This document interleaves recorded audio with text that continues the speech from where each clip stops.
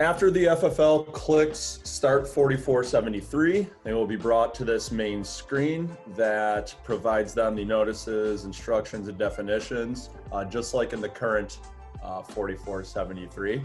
After reading this, the FFL will click Proceed.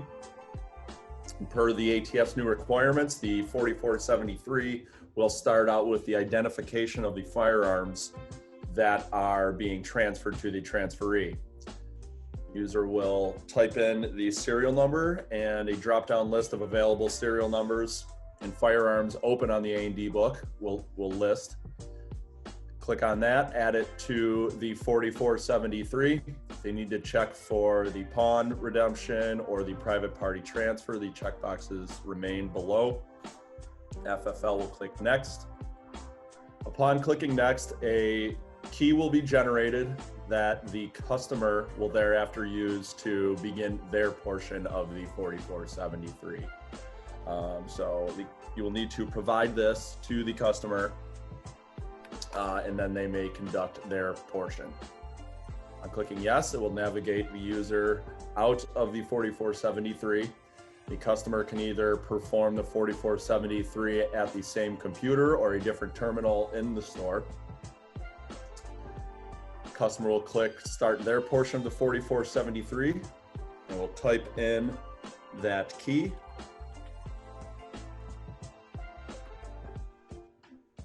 When they click Submit, it will pull up the firearms to be transferred, and they will either acknowledge it, or if it's an incorrect firearm, they will click Cancel.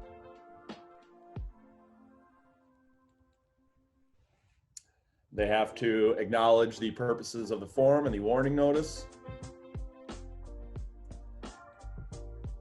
And then they will type in their information.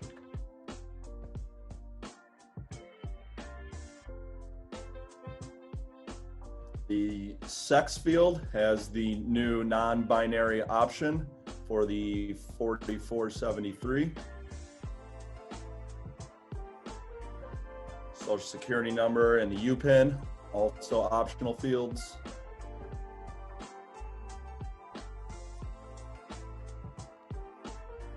After the transferee enters in all the prohibited person information, it goes to the review screen where they will review all of their entries, and they can change anything if needed. Scroll down, we'll verify everything is correct.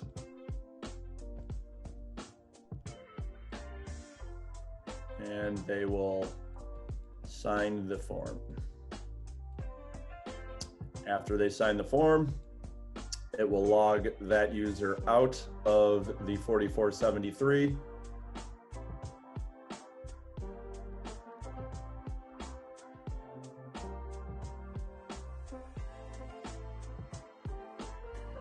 And then the FFL may continue the 4473,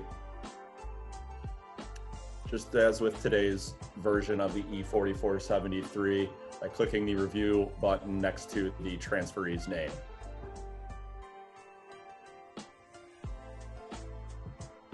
The remainder of the form largely aligns with the current iteration of the 4473.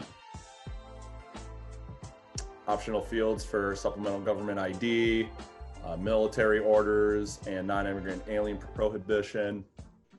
And navigate to Next. Select the NICS information.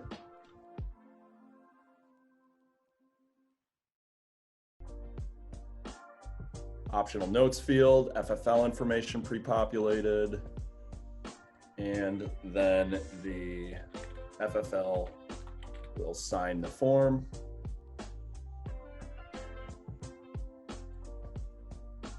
Certify and confirm the disposition of the serial number.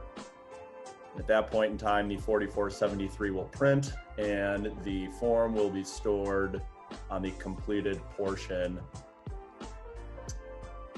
of the eBound software.